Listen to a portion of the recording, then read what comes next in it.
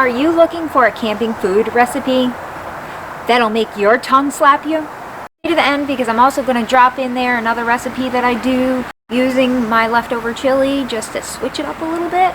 So make sure you stick around to the end because that's a good one too.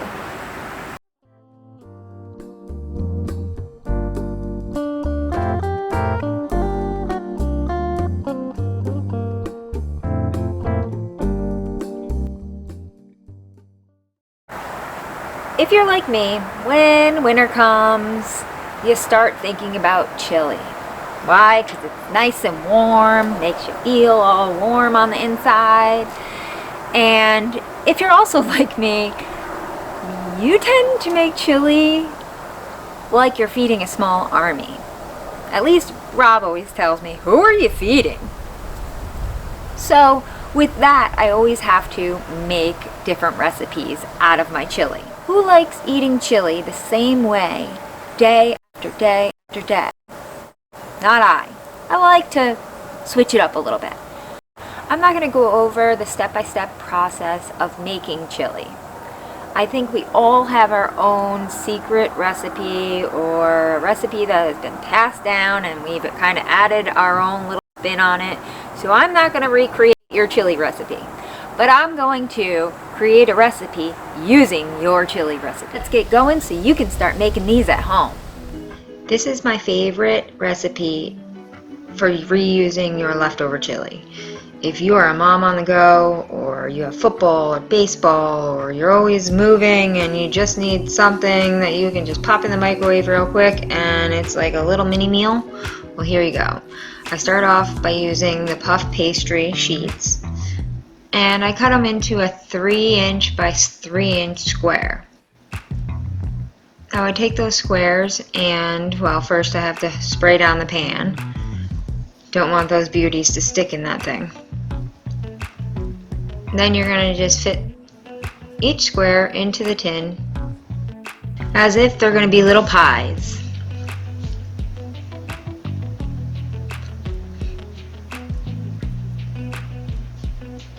These are so easy to make and they taste so good. And when you're on your 4th day of chili, it's nice to switch it up a little bit. Now I add cheese to the bottom and start filling it with the chili. Now my chili is a vegetarian chili, but any chili would do. You don't want to go too full because it will start spilling over your pan. So to alleviate that mess, just make sure you know where your line is. And I top it off with some more shredded cheese. That's just a mixture of cheddar and Cobalt, Monterey, and mozzarella, I think. I usually go through a full sheet and that does 8 of them. Now if you find that you cut your square a little too short, just stretch it out.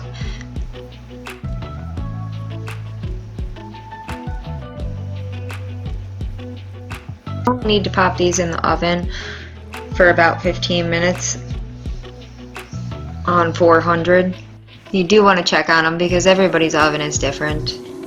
As you can tell, I had to add a little bit more cheese because yes, I am a cheesehead and I love my cheese. So on top of that 3 cheese blend, I also added some pepper jack cheese just to spice it up a tad bit, which just made it even ooier and gooier.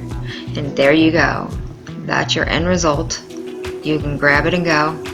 But these are great because you can eat them like a muffin. You can literally take it and go. And you have a little chili on wheels, if you will. Absolutely wonderful deliciousness. Alright guys, well, thank you so much for sticking around to the end, and I hope you enjoy this recipe as much as I do. If you try this recipe, please leave a comment below and let me know how you liked it. If you screw it up, it's on you though. Just kidding.